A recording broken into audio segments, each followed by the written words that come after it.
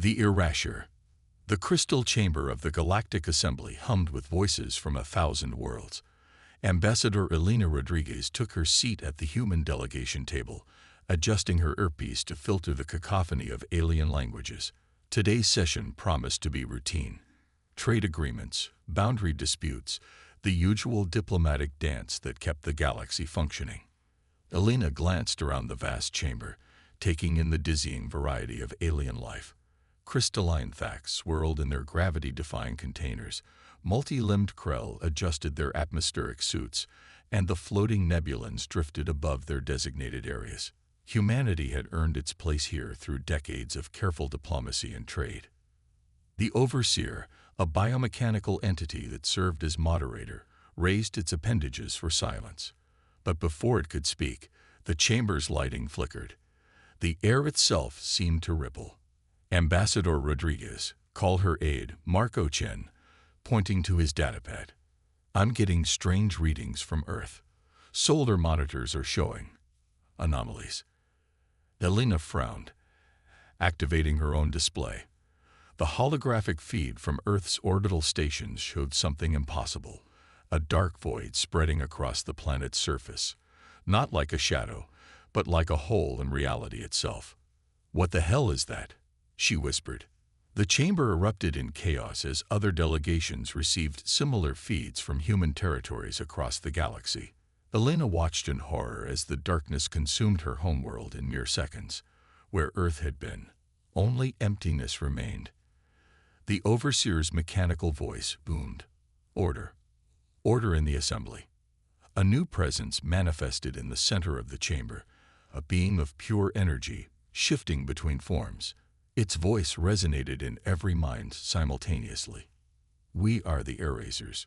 Humanity's chaotic nature threatens universal harmony. We have removed this aberration from existence. Elena stood, rage overcoming fear. You can't just erase a species. We have rights under galactic law. You have no rights, the entity stated. You no longer exist. The remaining fragments will be collected shortly. Around the chamber, human delegates began to flicker and fade. Elena felt a strange sensation, like reality loosening its grip on her. But something deep within her refused to surrender. No, she shouted, gripping the table. The fading stopped. Other humans looked at her in shock. The Eraser entity tilted its head like appendage. Interesting. Some resist. No matter. The process will complete regardless.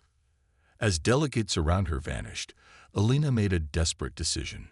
She grabbed Marco and the nearest human she could reach, 5 in total, and activated her emergency beacon. The secure transport beam locked onto them, just as the chamber security converged. They materialized aboard the small diplomatic shuttle, Resilience, docked at the station's outer ring. Through the viewport, Elena watched the horror unfold. Every human ship, station, and outpost across visible space began to wink out of existence. Full power to engines. She ordered the pilot, Sarah Wu, get us into subspace. Now. The shuttle lurched as it engaged its emergency drive, barely escaping the Eraser's influence. In the swirling chaos of subspace, they were safe for now. Status report, Elena demanded, her diplomatic training keeping her focused despite the horror. Marco's fingers flew across his console. All human colonies. Gone. Earth, Mars, Titan, the asteroid settlements. Everything. I can't detect any human life signs in normal space. Dr. Yuki Tanaka, their science attaché, studied the readings. The energy signature doesn't match any known weapon. It's more like they've been shifted out of phase with our reality. Meaning what? Asked Lieutenant Jack Harrison, their security officer. Meaning they might not be destroyed, Yuki said carefully. Just somewhere else. A spark of hope flickered in Elena's chest. Can we get them back? I need to analyze the data, Yuki replied. But if I'm right, the Erasers didn't destroy us. They moved us to another dimension. Why go to such trouble when simple destruction would be easier? Because they fear us, said old Professor Emil Novak, their cultural expert. "I've studied galactic history. This has happened before. Species deemed too disruptive, too unpredictable. But none have ever returned. We'll be the first," Elena declared. Sarah, set course for the hidden research station in the Void Nebula. If anyone survived, they'll head there. For weeks, they traveled through uncharted routes, avoiding patrols. The galaxy had turned against humanity overnight. Former allies now hunted them, either in fear of the Erasers or hoping to curry favor. At the Void Nebula, they found other survivors, a mining crew, a research team, scattered diplomats. In total, 47 humans gathered in the abandoned facility that became their haven. Dr. Chen, the lead physicist from the research team, confirmed Yuki's theory. The Erasers used dimensional phasing technology. They didn't destroy Earth. They pushed it into a parallel space. Everyone's still alive, just unreachable. For now, Elena said. How do we reverse it? We need to understand their technology first, Chen explained. And we'll need resources, exotic matter, quantum crystals, things we can only get from the core worlds. Elena addressed the gathered survivors. The galaxy thinks we're extinct. They're wrong. They erased us because they feared what we might become. Let's prove their fears justified. Over the following months, the survivors organized. They raided supply depots, stole technology, recruited sympathetic aliens who questioned the Erasers' actions. Elena discovered that not all species supported humanity's erasure. Lieutenant Harrison trained a small but effective combat unit. Sarah Wu modified their ships for stealth operations. Yuki and Chen worked tirelessly on understanding the phase technology. Then came the breakthrough. During a raid on a research facility, they encountered unexpected allies, a group of ancient beings called the Preservers, who opposed the Erasers' manipulation of reality. Your species intrigues us. Their leader, a being of living crystal named Zhen, told Elena. You adapt, evolve, survive. The Erasers fear this adaptability. Will you help us? Elena asked. We will provide knowledge. The rest you must do yourselves. That is the human way, is it not? With the Preserver's guidance, the team began constructing a device to breach dimensional barriers.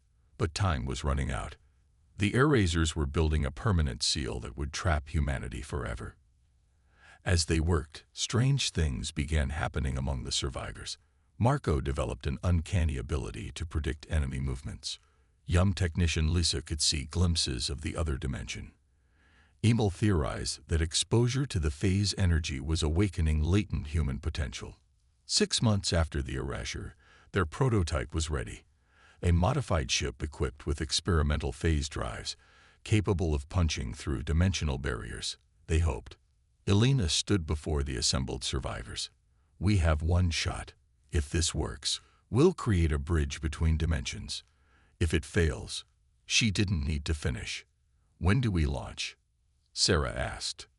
Now, Elena replied. The Erasers are completing their seal in 48 hours. It's now or never. As they prepared for humanity's most important mission, Elena reflected on the Erasers' mistake. They tried to remove humanity from the universe. Instead, they created something new. A species forged in the fire of near extinction, united by purpose, enhanced by dimensional energy. They weren't just going to bring humanity back. They were going to show the galaxy why humans should never be underestimated. The phase ship, christened Phoenix, powered up its experimental drives. 47 humans, all that remained free in the galaxy, prepared to either save their species or die trying. All systems nominal, Yuki reported. Phase drives charging. Elena took the command chair. Begin countdown. Let's bring our people home. As the Phoenix prepared to tear through dimensional barriers, none of them knew that on the other side, humanity had been far from idle. The erasure had awakened something in the human spirit, a determination that transcended dimensions. The Erasers thought they'd eliminated a threat. They'd only made it stronger. The reckoning. The Phoenix shuddered as its phase drives reached critical power. Inside the cramped bridge, warning lights flashed and alarms blared. Alina gripped her command chair as reality itself seemed to bend around them. Phase barrier at 47%, 61%, 78%. Yuki shouted over the noise. "We're punching through." The ship lurched violently, then everything went silent. They hung suspended in a void between dimensions, surrounded by swirling energies that defied description. Through the view screen, Alina saw it: Earth, Mars, the colonies, all existing in a ghostly parallel space. But something was different. The planets pulsed with strange energy patterns, and massive structures that hadn't existed before now orbited Earth. "My God," Marco whispered. "They're not just surviving. They're building." Before they could investigate further, the Phoenix's sensors screamed warnings. Eraser ships materialized around them, their forms shifting between dimensions. "They found us," Sarah yelled, throwing the ship into evasive maneuvers. "Yuki, can we establish contact with Earth?" Alina demanded. "Trying to? Wait, I'm receiving a signal. It's from them." The view screen flickered, revealing a face Alina had thought she'd never see again. General Alexandra Stone, head of Earth Defense. "Ambassador Rodriguez," Stone said, her image wavering. "We've been expecting you." "General." "How?" "No time. The Erasers are preparing their final weapon. We're ready on our end, but we need your ship as an anchor point. Can you hold position?" Alina didn't hesitate. "We'll hold." The battle that followed would be remembered as the turning point in human history. The Phoenix, despite being outmatched, held its position between dimensions while Earth's forces prepared their counterstrike. But the survivors aboard the Phoenix weren't alone in their fight. Across the galaxy, something remarkable was happening. Hidden pockets of humanity, miners in asteroid fields, researchers in deep space labs, explorers on frontier worlds, all began to emerge. The erasure hadn't been complete. More surprisingly, many alien species rose up against the Erasers. The preservers had spread word of humanity's resilience, and old allies remembered human kindness. The Krell provided military support, the Nebulans offered sanctuary, and even some Thax defied their own council to help. Alina coordinated the resistance from the Phoenix, her enhanced abilities allowing her to perceive battles across multiple dimensions. Marco's predictive skills guided their strategies. Lisa's dimensional sight helped them navigate the chaos. On Earth, humanity had not been idle during their exile. The phase shift had awakened latent abilities in millions. Scientists discovered how to harness dimensional energy. Engineers built weapons that could affect multiple realities simultaneously. The human spirit, when pushed to the brink, had evolved. The Erasers, realizing their mistake too late, deployed their ultimate weapon, a device designed to collapse the dimensional barriers permanently, destroying both realities. But they hadn't counted on human ingenuity.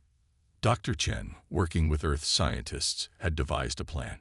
Using the Phoenix as a focal point, they would reverse the Erasers' own technology, not just bringing humanity back, but fundamentally altering the dimensional structure of local space. "If this works," Chen explained to Alina, "we'll create a new kind of space where beings can exist in multiple dimensions simultaneously. The Erasers won't be able to use their phasing technology against anyone ever again." The final battle raged across dimensions. Eraser ships, beings of pure energy, fought against human vessels that shouldn't have existed. The Phoenix held its position at the center of the maelstrom, its hull glowing with accumulated phase energy. Alina watched as Earth forces unveiled their secret weapon, a massive array of satellites that could channel human consciousness itself into a defensive field. Millions of minds, working in unison, created a barrier the Erasers couldn't penetrate. "Now," General Stone commanded, "initiate dimensional fusion." The Phoenix released its stored energy in a burst that rippled across realities. For a moment, all dimensions existed simultaneously. Alina saw past, present, and future overlaid. She witnessed the birth of stars and the end of galaxies. In that instant, humanity transcended its physical limitations. When reality stabilized, Earth was back in normal space. But it wasn't the same Earth that had been erased. Cities now incorporated dimensional architecture. Humans walked between realities as easily as crossing a street. The phase shift had permanently altered human DNA, awakening abilities that had lain dormant for millennia. The Eraser's weapon backfired catastrophically. Their dimensional manipulation technology ceased to function. Many of their ships were trapped between realities, powerless. In the aftermath, Alina stood before the reformed Galactic Assembly. But this time, humanity didn't come as petitioners. They came as equals, perhaps more than equals. "You tried to erase us," she addressed the assembly. "You feared our chaos, our unpredictability. But these qualities you feared were our greatest strengths. In trying to destroy us, you forced us to evolve. We are no longer merely human. We are something new." The assembly shifted uneasily. The balance of power had changed irrevocably. "We could seek revenge," Alina continued, "but that's not our way. Instead, we offer knowledge. The dimensional technologies we've developed can benefit all species. But know this, never again will anyone attempt to erase a species from existence. We'll make sure of it." In the months that followed, humanity's return reshaped galactic civilization. The phase-shifted humans, with their enhanced abilities, became mediators, explorers, and guardians. They established the Dimensional Accord, ensuring no species would ever face erasure again. The erasers themselves faced judgment. Their leaders were sentenced to exist partially out of phase with reality, experiencing the limbo they had tried to impose on humanity. Their technology was dismantled, their empire dissolved. Alina returned to Earth, now a world transformed. Buildings floated in multiple dimensions. Children learned to phase walk before they could run. Humanity had not just survived, they had transcended. Standing on a balcony overlooking New Geneva, capital of the United Earth Government, Alina reflected on their journey. Marco joined her, his predictive abilities now refined enough to sense her thoughts. "Do you think they understand what they created?" he asked. Alina smiled. "They tried to erase humanity from the universe. Instead, they gave us the keys to reshape it." In the sky above, phase ships departed for distant galaxies, carrying the message of humanity's rebirth. The species that had been deemed too chaotic for existence had become the guardians of reality itself. And across the cosmos, beings whispered a new phrase when speaking of humans. They erased them and created their own doom. The erasers had awakened something primal in humanity, not just the will to survive, but the determination to ensure no one would ever face extinction again. In trying to remove chaos from the universe, they had unleashed humanity's true potential. As Alina watched the phase ships disappear into the dimensional currents, she knew this was not an ending, but a beginning. Humanity had been reborn in the crucible of erasure, and the universe would never be the same. The monster they created wasn't one of vengeance or destruction. It was something far more powerful, a species that had looked into the abyss of non-existence and emerged stronger, wiser, and more determined than ever to protect all life, everywhere, in every dimension. They had tried to erase humanity. Instead, they had created its destiny.